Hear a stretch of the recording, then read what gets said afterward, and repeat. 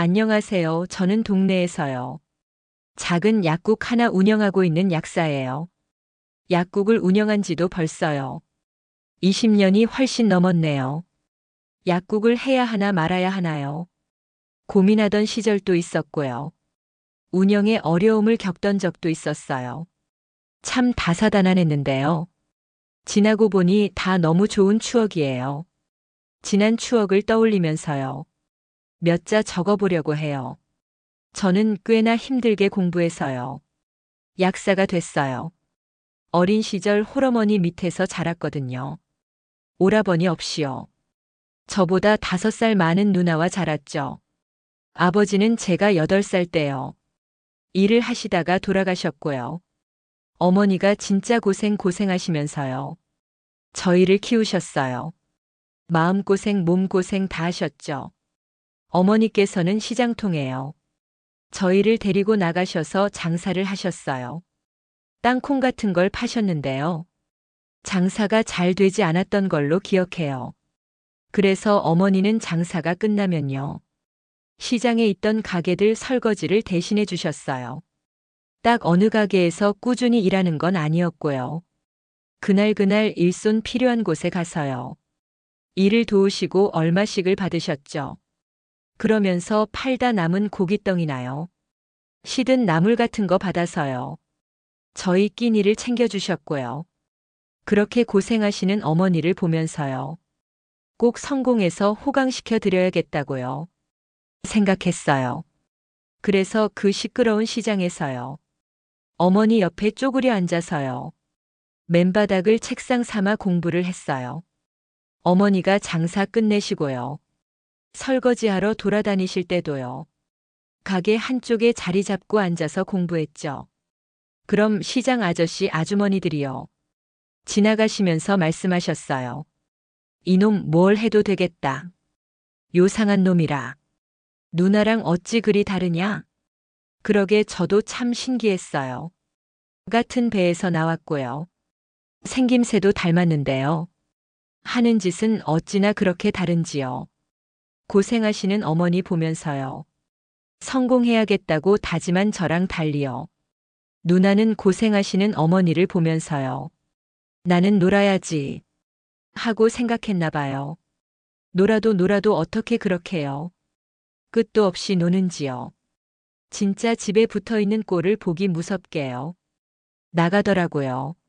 맨날 집에도 늦게 들어오고요. 하지 말라는 짓 하면서 놀던 누나는요. 고등학생 때도 맨날 놀고요. 어머니한테 혼나고 대들고 했어요. 누나가 고등학생 때요. 아직 국민학생이었던 저는요. 그런 모습을 보면서 더 열심히 공부했어요. 어머니가 힘들게 일하셔서요. 고등학교까지 보내줬건만요. 결국 2학년 때 자퇴를 해버리고요. 나가서 돈이나 벌겠다며 사라졌어요. 간간히 와서 원래 집에 있던 사람처럼요. 밥을 한 끼 먹고 하룻밤 자고 가긴 했지만요. 뭐 하고 사는지 돈은 버는 건지요. 알 길은 없었어요. 어머니도 어느 순간부터는 포기를 하셨고요. 포기하셨다지만 속은 많이 끓이시는 것 같았어요. 누나가 왔다 가면요. 어머니는 혼잣말로요. 누나를 야단치는 건지 걱정하는 건지요. 모를 볼멘 소리를 하셨거든요. 나만큼은 어머니 마음고생을 시키지 말아야지 하면서 공부를 했던 것 같아요. 뜻밖의 누나가 원동력이 되었었네요. 어머니는 그렇게 장사하시고요. 남의 가게 설거지해 주시는 것을요. 꾸준히 하셨어요. 그러다 고등학교 갈 때 한 번 이사를 했는데요. 돈이 없어서 집에 있던요. 할머니가 물려주신 농이랑요.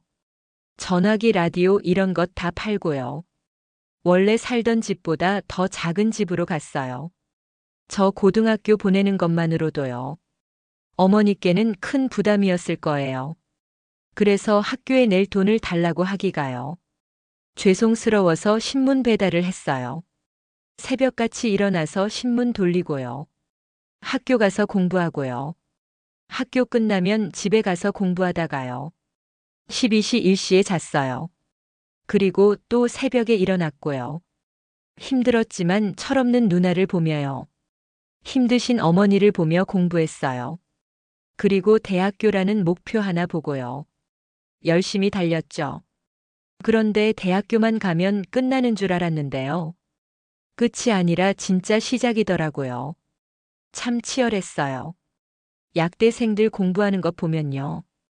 의대 못지않을 거예요. 학식 사 먹을 돈도 없는 저는요. 진짜 물로 배 채우면서 공부했고요. 저녁에는 짜장면 집에서요. 설거지하면서 돈을 벌었어요. 그런 고생을 또 몇 년 하니까요. 진짜 끝이 오긴 오더라고요. 진짜 약사가 됐어요. 약국에서 열심히 일하고 돈 버는데요. 내가 이러려고 그동안 열심히 일했구나 싶더라고요. 어머니에게 넉넉한 생활비 보내드리면서요. 그제서야 제 마음속 무거운 짐을요. 덜어낼 수 있었어요. 어머니를 고생시키지 않아야겠다는 짐이요. 그렇게 약국에서 일하다가요. 지금의 아내를 만났어요. 아내는 저처럼 약사였고요. 같은 약국에서 일을 했죠.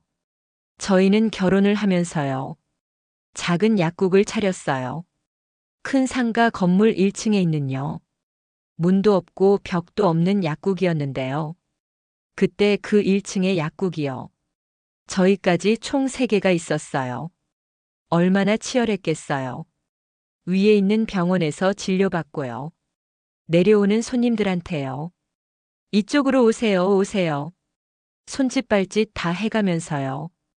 애쓰면서 약국을 운영했죠. 그러다가 그 건물에서 나와서요. 동네에 작은 약국을 하나 차렸어요.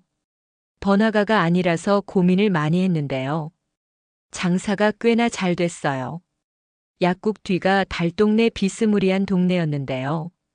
죄다 주택가였고요. 길 건너도 마트 PC방 떡집이요. 이런 거 빼고는 다 주택이었어요. 그래서 병원 갔다 오는 손님도 몇 있었지만요. 파스나 상비약 사러 오시는 분들이 많았죠. 그런데 그게 좋더라고요. 그 전에 너무 치열하게 장사를 해서 그런가요? 그런 아늑하고 평온한 분위기가 좋았어요.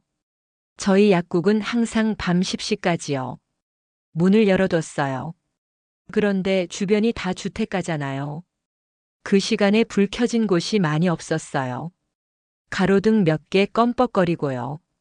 보통 퇴근하는 사람들이 좀 오갔고요. 50M쯤 떨어진 곳에 김밥집이요. 건너편 떡집 뭐 이 정도만요. 불이 켜져 있었어요. 그래서 가끔은 그냥 일찍 문을 닫을까도 싶었지만요. 손님들과의 약속이니까요. 항상 10시까지는 문을 열어뒀죠. 그리고 혼자 고요함을 느끼면서요. 책을 읽는 것도 참 좋았거든요. 아내는 집에서 아이들과요. 하루를 마무리하고요. 저는 약국에서 혼자 마무리했거든요. 절대 육아하기 싫어서 안 들어간 건 아니고요. 그런데 어느 날부터인가요? 희한한 광경을 보게 됐어요. 저희 약국 길 건너에는요.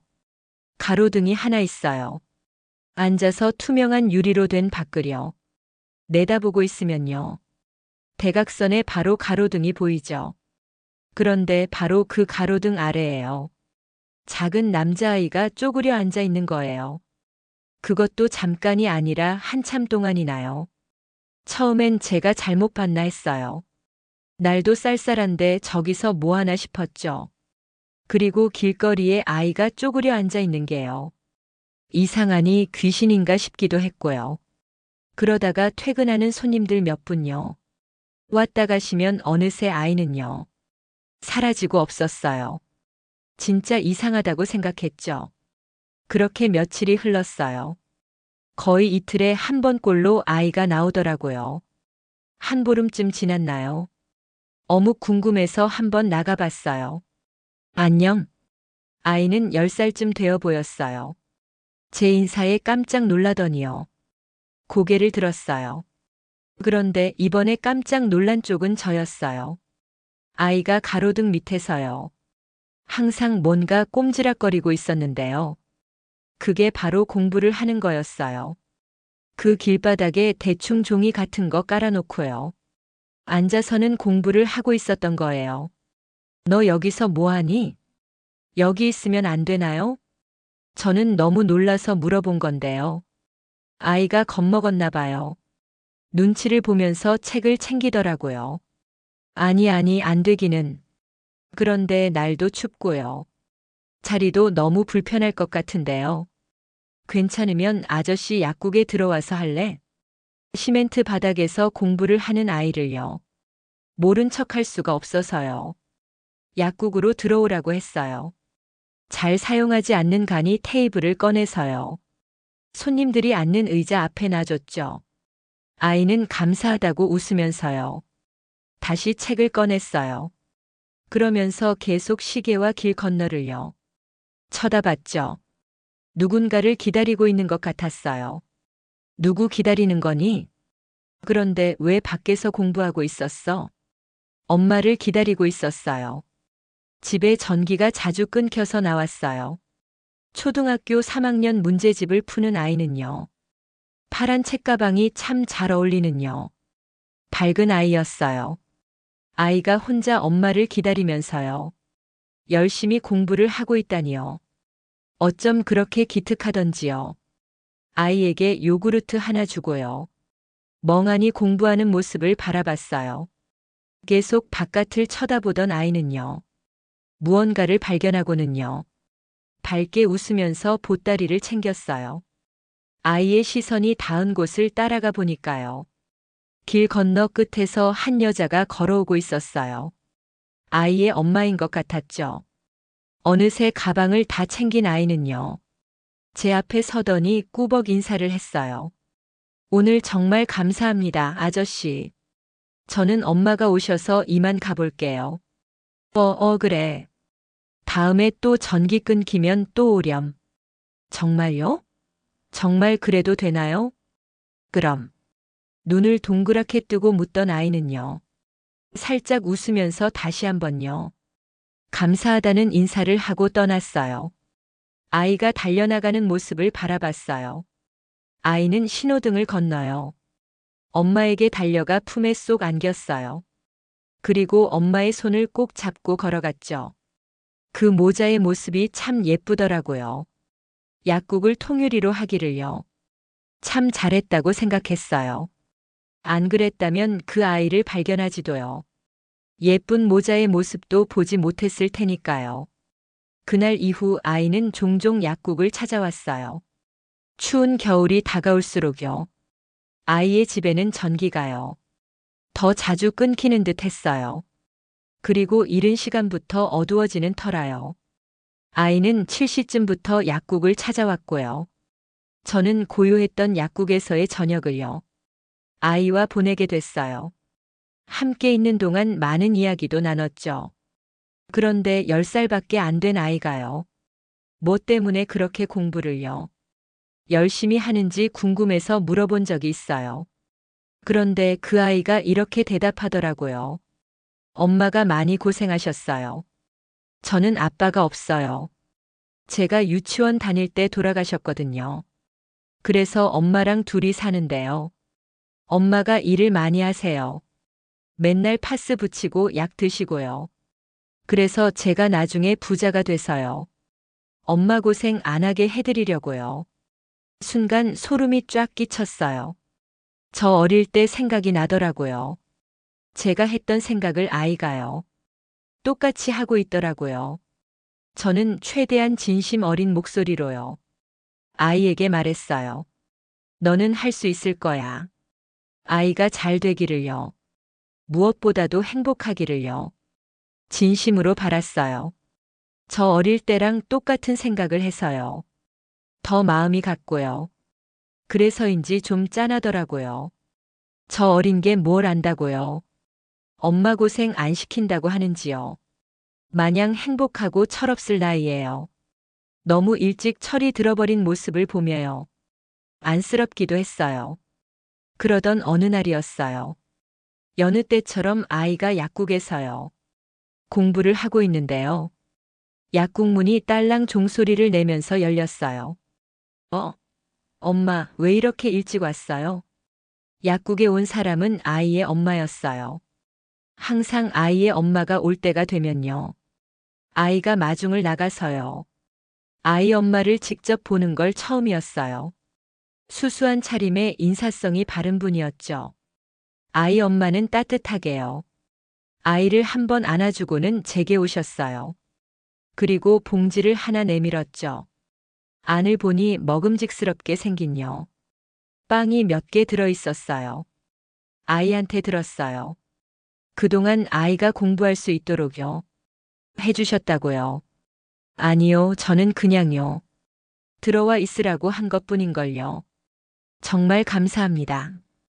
자녀분들이 있다고 하시길래요. 오는 길에 빵을 좀 사봤는데요. 별건 아니지만요. 맛있게 드셔주시면 좋겠네요. 아이들이 정말 좋아하겠네요. 감사합니다.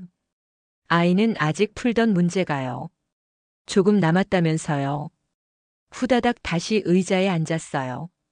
아이가 남은 문제를 푸는 동안요. 저는 아이 엄마에게요. 아이의 사정을 들을 수 있었어요. 아이의 엄마와 아빠는요. 아이가 어렸을 때 사업을 시작했대요. 자그마한 가게였대요.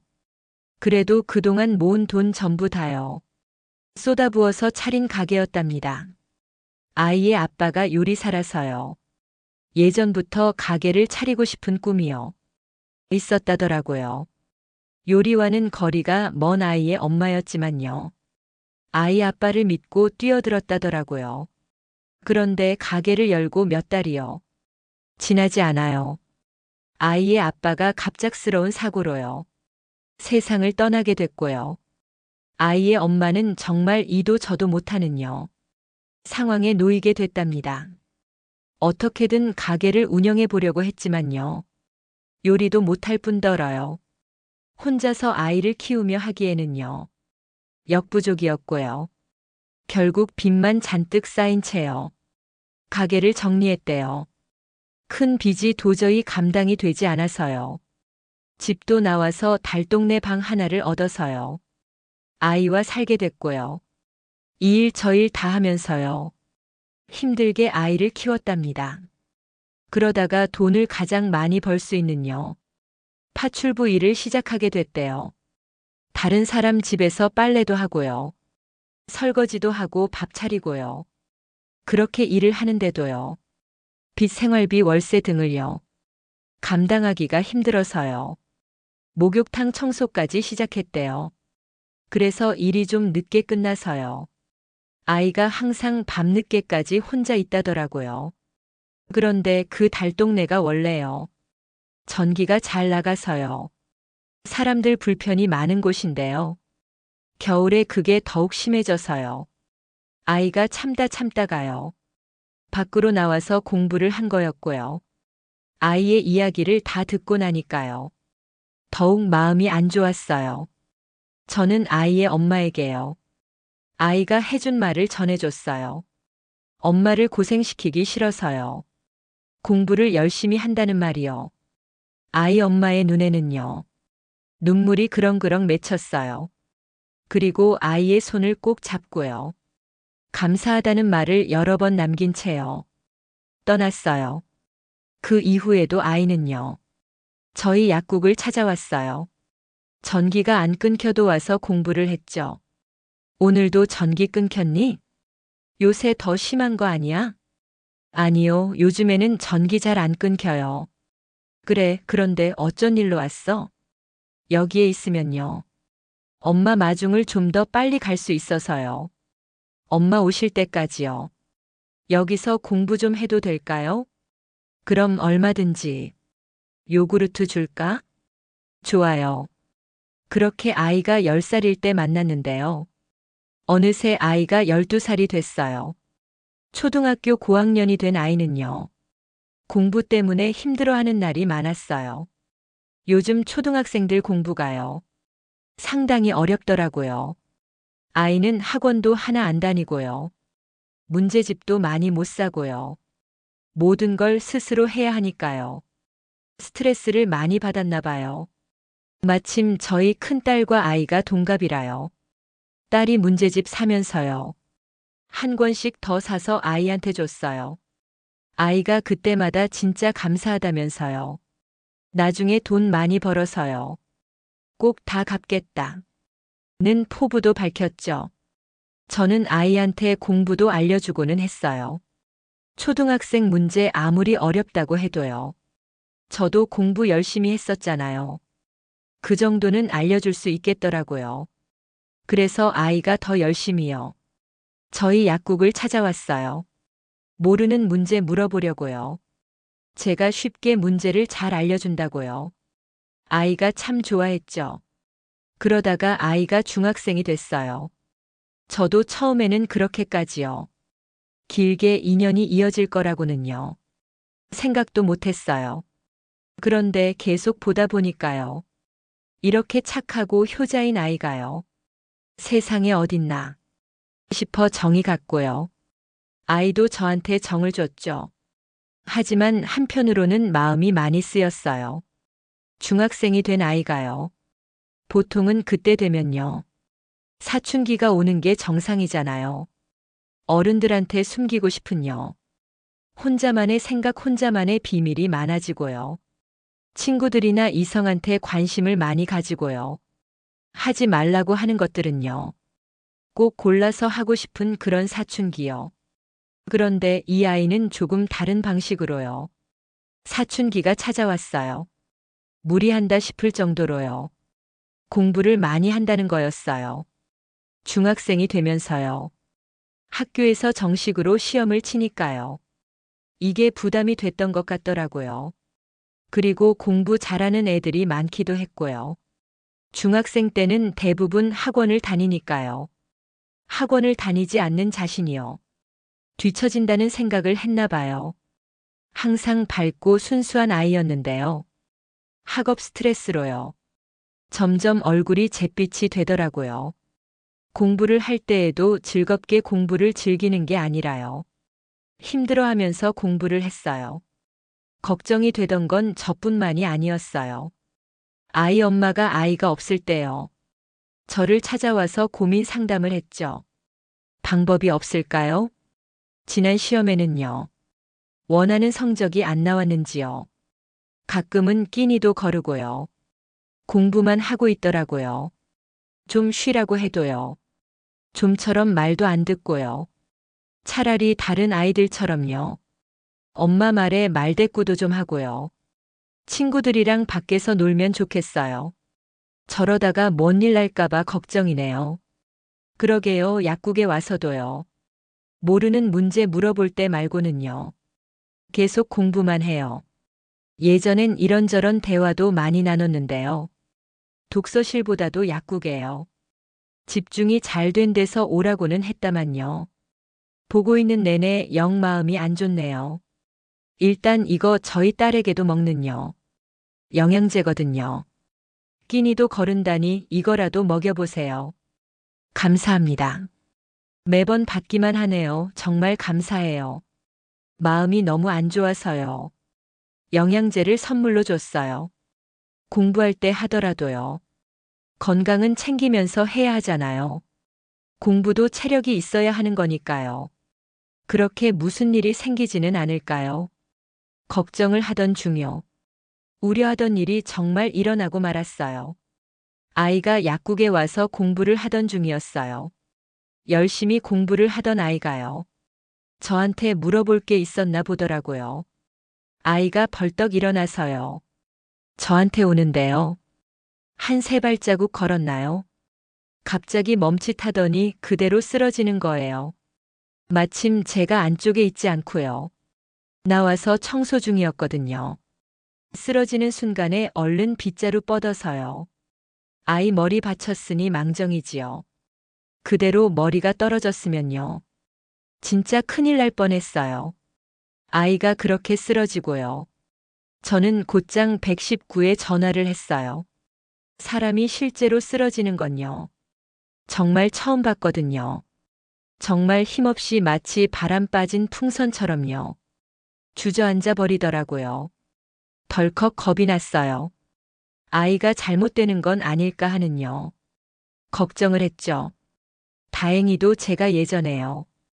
아이 엄마 전화번호를 받아뒀던 게 있어서요. 아이 엄마에게 전화를 했어요. 아이 엄마가 덜덜 떨리는 목소리로요.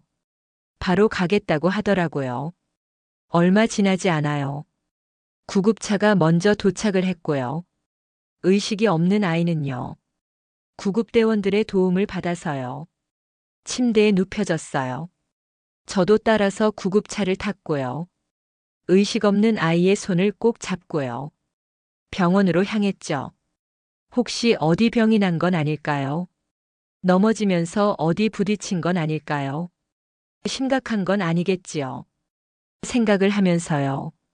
정신없이 응급실에 도착하니까요. 간호사들이 몇 번씩 왔다 갔다 하며요. 아이의 상태를 살폈고요. 곧 아이의 엄마도 도착을 했어요. 그리고 그와 엇비슷하게요. 의사 선생님이 오셔서요. 아이의 상태를 봤죠. 아이가 요즘 많이 무리했나 봐요. 과로로 쓰러진 겁니다. 중학생 애들한테는요. 흔한 경우가 아니긴 한데요.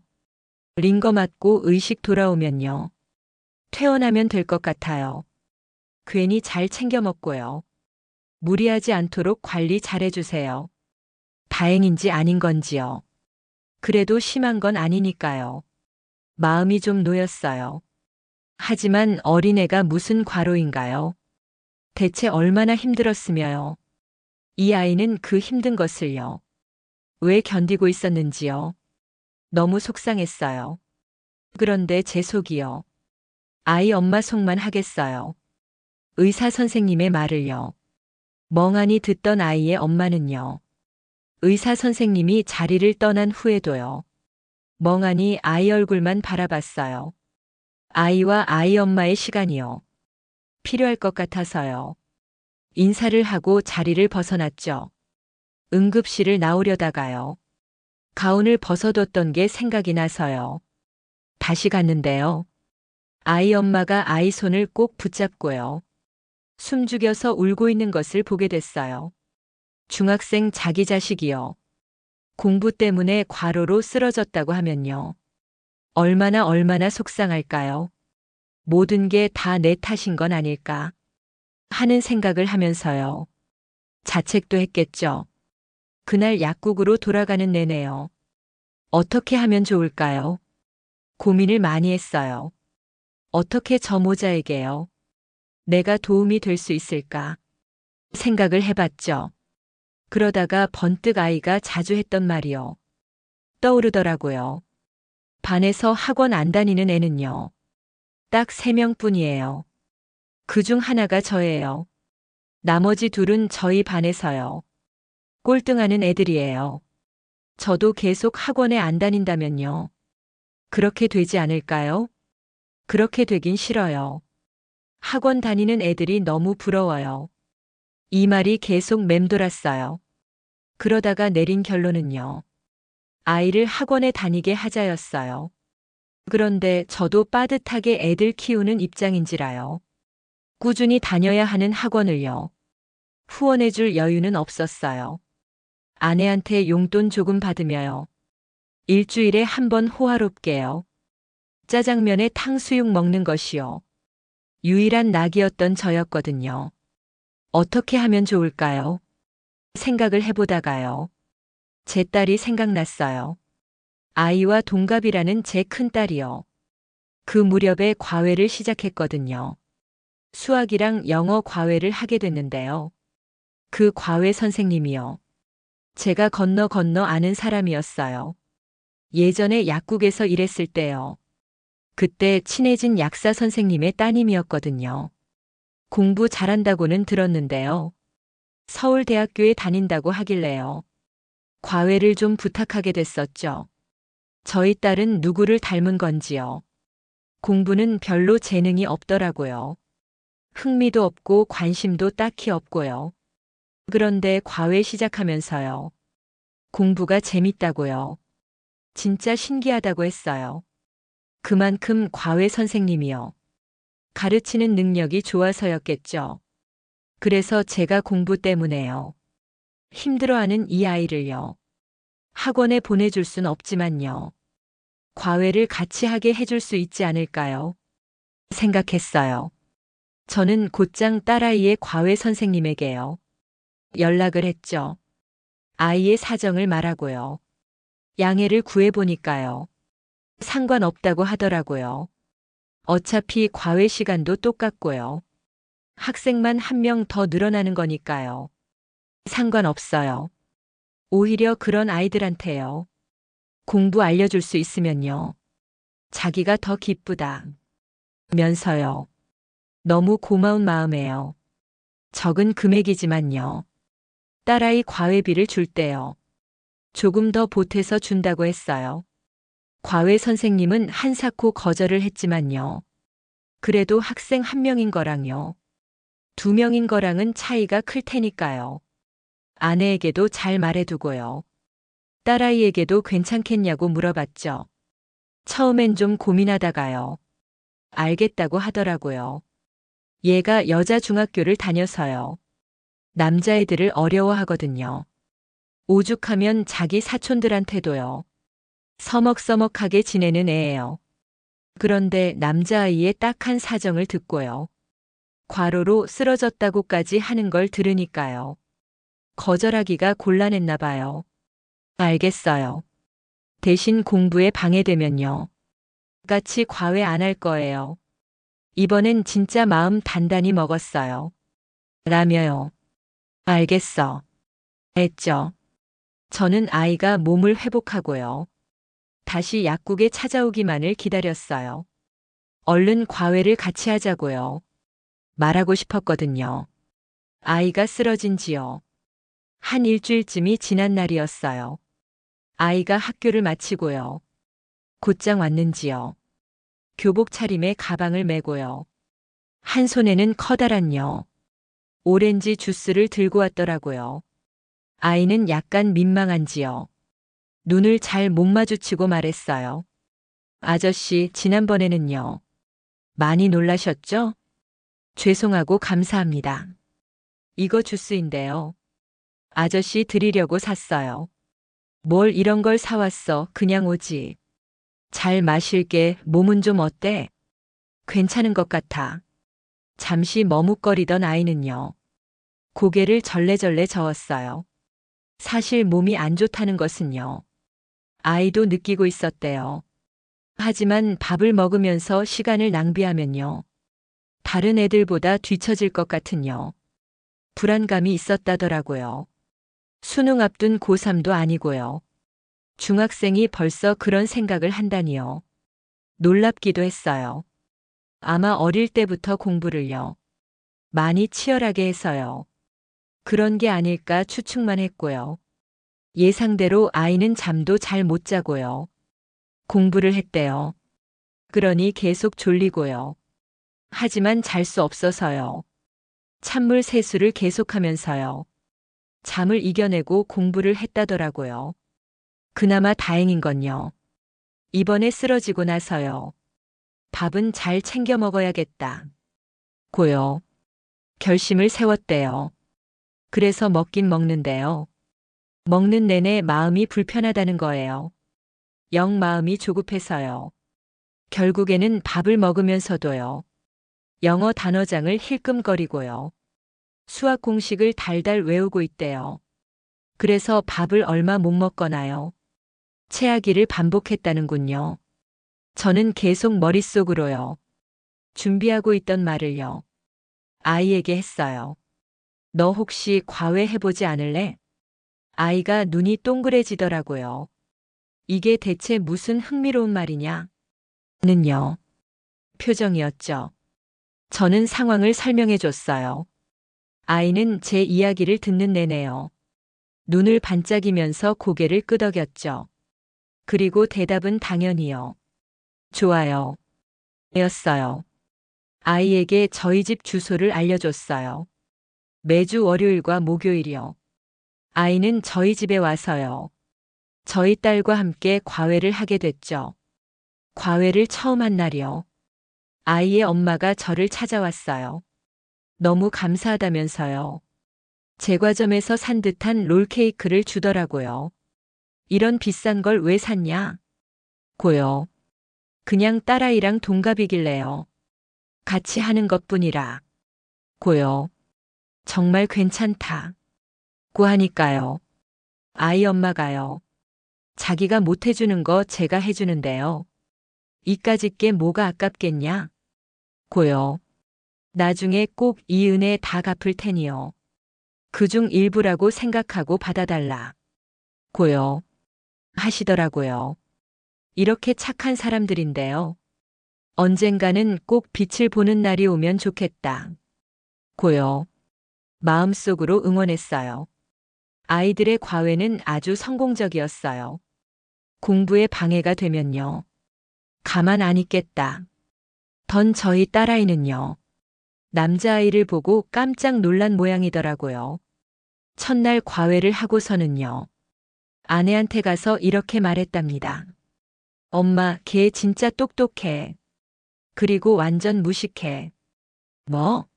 똑똑한데 무식해? 그게 무슨 말이야? 진짜 똑똑한데요.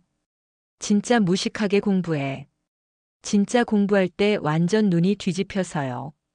공부에 미친 것 같아 완전 무서워. 어떻게 공부에 미치지? 공부가 진짜 좋대. 걔 진짜 이상하지. 내 눈에 내가 더 이상하거든. 딸아이가 그렇게 공부를 열심히 하는요. 아이는 처음 봤는지요. 위기를 느낀 것 같더라고요. 그리고 같이 과외를 하면요. 항상 남자아이는요. 숙제를 거의 다 맞는데요. 저희 딸은 반토막이었어요. 그래서 그때부터요. 자존심 센 저희 딸아이가요. 지기 싫어서 공부를 열심히 하기 시작했죠. 선생님한테도 얘기를 들어보니까요. 혼자 과외할 때는요. 맨날 잡담하게 바빴는데요. 둘이 같이 한 이후에는요. 둘 다 눈이 불타오르면서요. 공부를 엄청 열심히 한다. 고 하더라고요. 딸아이에게 좋은 자극제가 되어주니까요. 오히려 제가 남자아이한테요. 감사해야 할 판이었어요. 공부를 열심히 하던 아이들은요. 고등학교도 같이 가게 됐어요. 저희 집이 약국 근처이고요. 남자아이 집도 그쪽이니까요. 같은 학교를 배정받게 되더라고요. 그리고 중학생 때 과외 선생님이요. 취업을 하게 되면서요. 과외를 끝내고요. 저희 딸은 학원을 다니게 됐죠. 그러다가 그 무렵요. 남자아이의 엄마가요. 경제적으로 여유가 생겼다는요. 얘기를 듣게 됐어요. 아이의 엄마가 가끔 약국에 찾아왔었는데요. 얘기를 들어보니까요. 인력사무소에서 소개해주는 집으로요. 파출부로 나가다가요. 그 집 사람들이 외국으로요. 이민을 가게 됐고요. 그 집 사모님의 친정집에요. 일하는 걸 추천을 받게 돼서요. 가게 됐다더라고요. 그러면서 인력사무소도 배제가 됐고요. 수수료도 안 떼이고요. 돈도 더 많이 받게 됐대요. 그래도 여전히 파출부 일이 끝나면요. 목욕탕 청소를 하시면서요. 늦게까지 일을 하시고요. 빚을 갚아야 하는 상황이었지만요. 아이가 고등학생 되어서요. 걱정이 많았는데요. 학원이라도 하나 보내줄 수 있게 돼서요. 좋아하셨어요. 이 이야기를 아내가 알게 됐고요. 아내가 딸아이 학원에요. 지인 추천으로 학원비 할인을요. 받을 수 있다면서요. 아이 엄마한테 얘기해줬고요. 결국 저희 딸과 남자아이는요. 다시 같은 학원에서 만나게 됐어요. 같은 학교에 같은 학원 다니면서요. 서로 누가 더 공부를 잘하네요.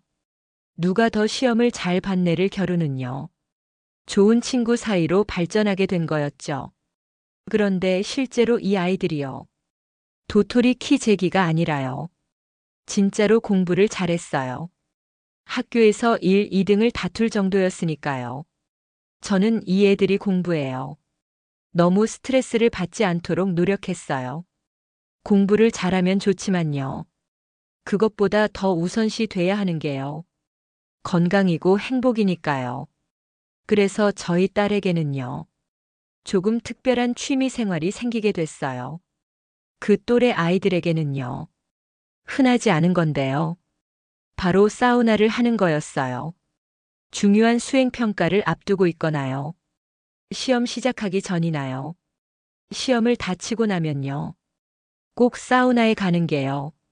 취미인지 버릇인지요. 징크스 같은 것이 생겼죠. 아내랑 같이 가기도 했는데요. 보통은 혼자 가서요. 사우나를 즐기다가 왔어요. 또래 애들은 노래방에 가서요. 스트레스를 푼다거나요.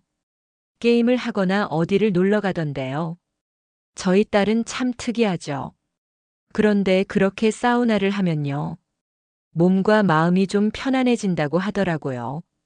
내가 그렇다면요. 얼마든지 다녀오라. 고요. 존중해줬죠. 그런데 딸이 18살이 되던 때였어요. 고등학교 1학년 때 다르고요. 2학년 때 또 다르잖아요. 점점 마음도 불안해지고요. 스트레스도 많이 받았나 봐요. 그때 아마 학교에서요. 모의고사를 봤던 걸로 기억해요. 그런데 딸아이가 스트레스를 많이 받았는지요. 성적이 잘 안 나왔나 보더라고요. 그날 아내랑 같이 약국에서요. 일하고 있었는데요. 시무룩한 얼굴로 딸아이가 찾아왔어요. 저 사우나 좀 다녀올게요. 가방을 대충 내려놓은 딸은요. 저녁밥도 거르고 사우나로 향했죠. 요 며칠 애가 밥도 거를 때가 종종 있고요. 새벽까지 공부를 하고요. 점점 말라가는 것 같아서요. 걱정이 많았어요. 괜찮은 걸까? 몸보신이라도 해줘야 하나?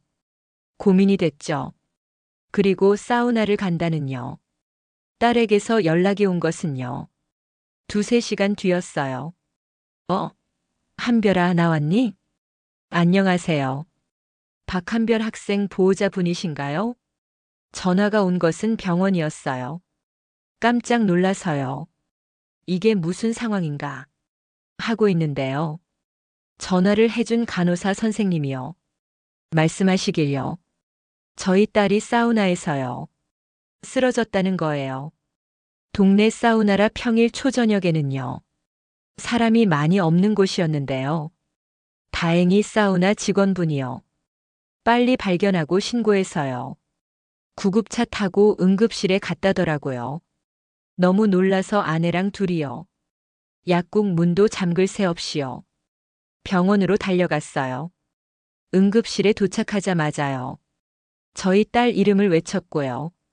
힘없이 침대 위에 누워있는요. 저희 딸을 발견할 수 있었어요. 한별아. 딸아이 얼굴을 보니 그나마요. 마음이 놓여서 숨을 좀 고르고 있는데요. 누군가 저를 불렀어요. 약사 선생님. 저를 부른 사람을 돌아봤어요. 그런데 그곳에는요. 우리 약국에서 공부를 했던요. 제 딸과 같이 과외를 하고요. 지금은 같은 고등학교요. 같은 학원을 다니는요. 그 남자아이의 엄마가 서 있었어요. 이게 대체 어찌 된 일인가 싶었어요. 알고 보니 저희 딸이 쓰러진 것을요. 발견해준 사우나 직원분이요. 바로 남자아이의 엄마였던 거예요. 목욕탕 청소를 한다는 것만요. 알고 있었지요. 그게 어느 목욕탕인지까지는요. 모르고 있었거든요. 그런데 그분이 저희 딸을요. 구해주다니요. 진짜 어떻게 이런 우연이 있나 싶고요. 정말 정말 감사했어요. 제 아내가 눈물을 펑펑 쏟으면서요. 감사의 인사를 올렸죠. 감사는요, 무슨. 그 시간에 사람이 잘 안 오는데요. 학생이 와서 신기하다 싶었어요. 그런데 목욕하고 사우나예요. 1시간쯤 있었나요? 저는 밖에서 빨래 정리하고 있는데요. 이상하리만치 조용하길래요. 들어가 보니 쓰러져 있더라고요. 너무 놀랐는데 정말 천만다행이에요. 이제껏 한별이 얼굴을요. 한 번도 본 적이 없어서 궁금했는데요. 어떻게 이렇게 보게 되네요. 생각해 보니까요. 남자아이도 중학생 때요. 쓰러졌던 적이 있었잖아요. 약국에서요. 그때가 갑자기 생각나더라고요. 도왔다고 하기도 민망하지만요. 그땐 제가 남자아이와요. 응급실에 왔고요. 이번엔 저희 딸과요. 남자아이의 엄마가 응급실에 오다니요. 신기했어요. 아무튼 이 일을 계기로요. 저희 부부는 딸아이 건강에요. 더욱 신경을 쓰게 됐죠. 동시에 남자아이의 건강에도요. 신경을 썼어요. 둘 다 곧 수능 보고 대학 가야 하는데요. 이렇게 건강에 신경 안 쓰다가요. 수능 보겠나 싶어서요. 참 고맙게도 두 아이 다요.